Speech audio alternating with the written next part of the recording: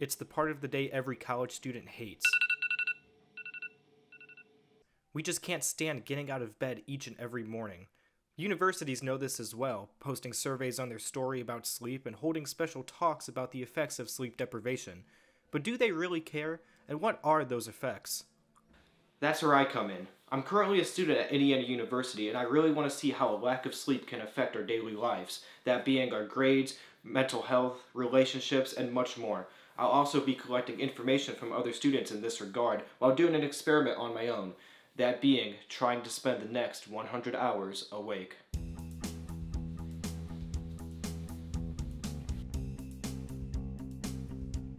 To start my experiment, I decided to get supplies in the form of energy drinks. White Peach Zoa, Rainbow Unicorn Bang, Cosmic Stardust, what was it? What was this brand? Zoa? No, this brand. Oh, Alani Nu? Alani Nu. Oh, yeah. All right. I then created a sleep survey of my own and hung up flyers for it around campus. This then led me to do a series of tests to see how I'll mentally decline during this experiment. I did a reaction time test. Oh, I misclicked. I misclicked. We're gonna refresh. That doesn't count. Number memory.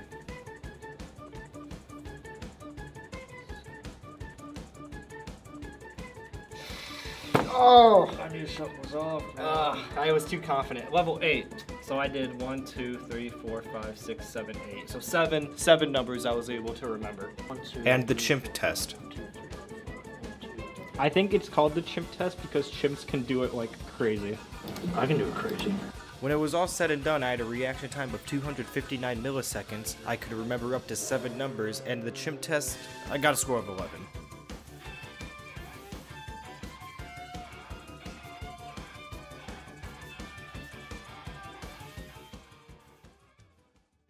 So I just got done with my first class of the day, and I was pretty tired through most of my classes. I think that was almost because of the stress of knowing how long I have to stay awake. It also just started raining, which is kind of bittersweet because I just love taking naps when it rains. Like, the sound is so soothing to me. So this is definitely the first of many obstacles I'm gonna have to conquer in this this documentary.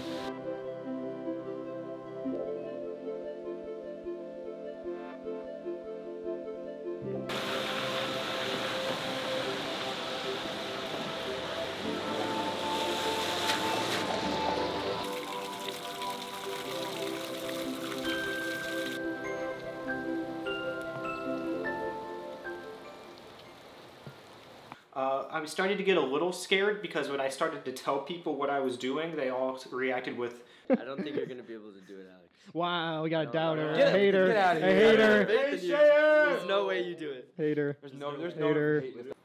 So I guess, you know, just keep checking on myself, making sure I'm okay.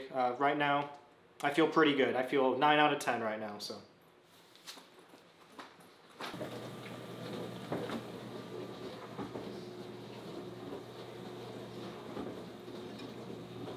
I didn't want to do this so soon. It's 1 a.m. on the first night, but like I said, I feel unusually more tired than usual.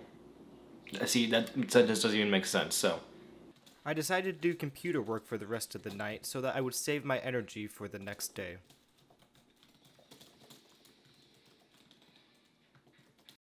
On that very next day, I decided to collect some interviews with my fellow students to see what their relationship with sleep is like.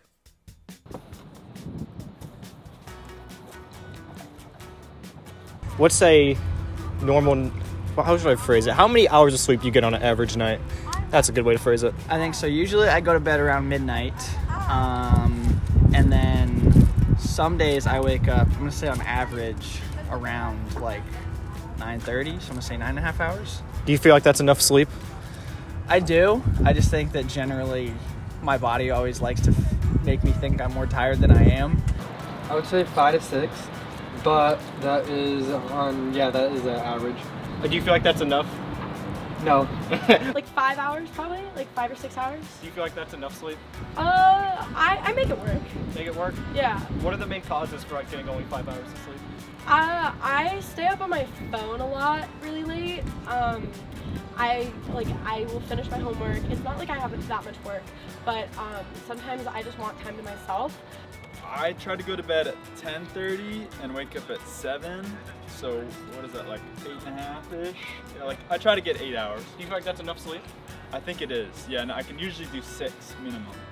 It is difficult to get the sleep that you need as a college student because of all the responsibilities that you have, and because of, like, especially your academic responsibilities. I think that a lot of professors, like, I love an 11:59 submission deadline.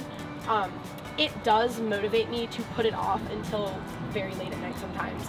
And I think that, like, I don't know, I think that having students do work in class and, like, submitting assignments in class is, like, a really good way to, like, not have that be a problem. I don't know if I can speak for everybody, but I'm a little bit more efficient in that if I have assignments that I know are going to be due at the end of the week, I'll try to get them done earlier. So I'll just do it during the day, like any chance I get during class, which I probably shouldn't be doing. So then usually by the time I get to bed, I have nothing else to do. But there's been a couple occasions where studying has kept me up a little later, maybe till like 1 o'clock or such. I mean, there's not, my personal experience is like there's not, it's more my doing than like actual college doing. I could always say less homework, but in reality I'm here to learn, so this is part of the growing process and me just adjusting to like trying to figure out how to get into a best sleep schedule. Yeah. Oh my gosh, what's that over there? Sorry, I had to get my jawline in the shot. I think it progressed naturally. I think that's natural. I'll put that in the film. Inspired by my shirt, I decided to take a break on campus and feed some squirrels.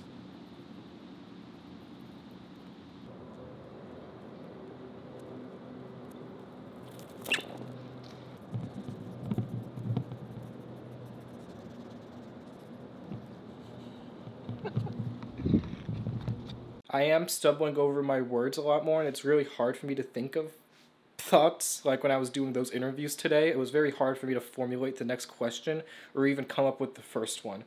I feel warm inside for some reason. I don't know why that is. And I know it sounds like I'm complaining a lot, but I'm more just trying to document how I'm feeling at this stage. So hanging in there. We're going to have a good night tonight. We're going to plan on going out.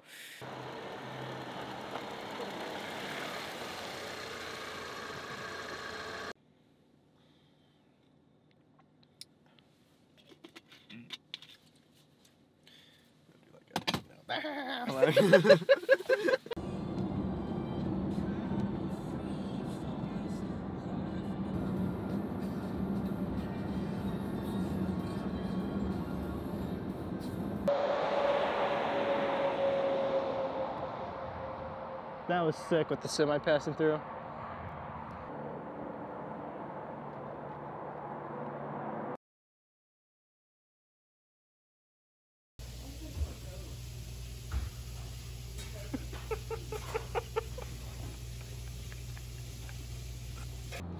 I love filmmaking. I just shoot a Waffle House and it's considered a school. So I just got back from Waffle House. The coffee was a great call because I was feeling very tired on the way there, very out of it. But I had that coffee and it's kind of helping me again, maybe. It's 1 o'clock in the morning, by the way, on Friday. Yeah.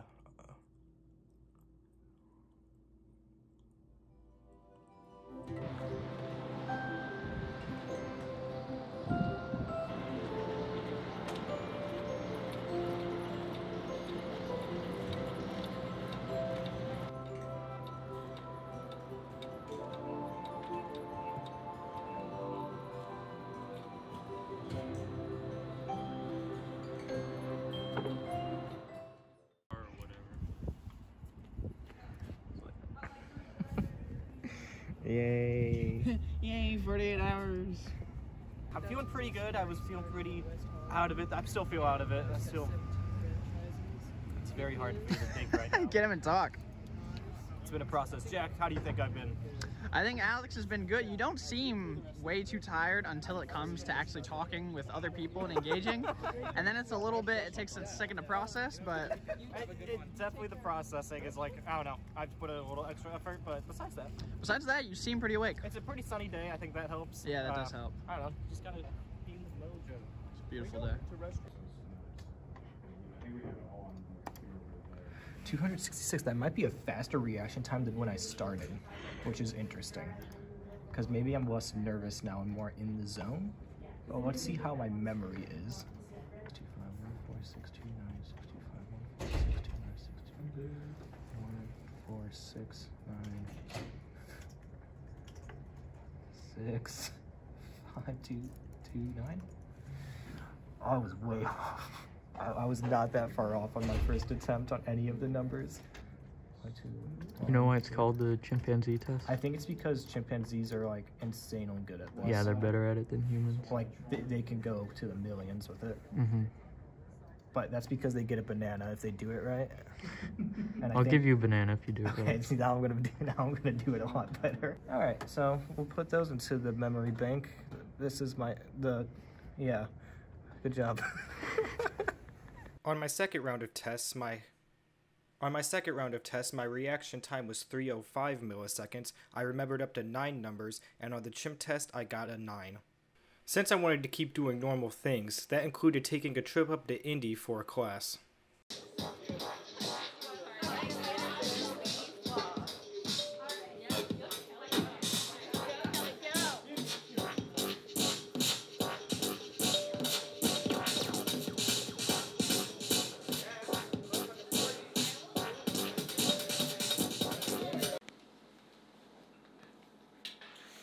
I saw a swirly face man make a song for the flag of Indiana. What are you saying? Flag of Indiana? This is my friend Max, who I told to blow a clown horn in my face if I fell asleep. Thank you. Drastic times call for drastic measures. So I got the 1 chip challenge here. Chip that is insanely high on the Scoville rating, so I'm going to take a bite of it, and that's going to keep me awake through this keep me awake. Are you struggling just to stand in the place I was holding? Bro, that's a real reaction. Smells like Dude, what the? There's like hot chip dust in my nose right now. Do you want to use the boot for water? I just got that idea. Oh. Dust boot? Okay, yes I do. Okay. Yes I do. Deeds, not words. I can't do it all.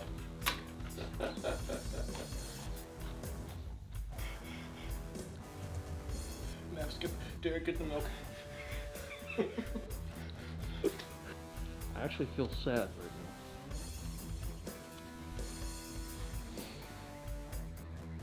Oh god, that's so much pain. That is so much pain. Oh no. Oh. Oh no, Alex. You want to go outside? What's that do? It's cooler. It's cold outside.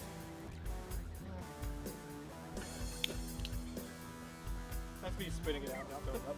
Yep. I just can't swallow it. God, it's so much pain. Hey, how you feel, buddy? Feel okay? I feel okay. I feel okay.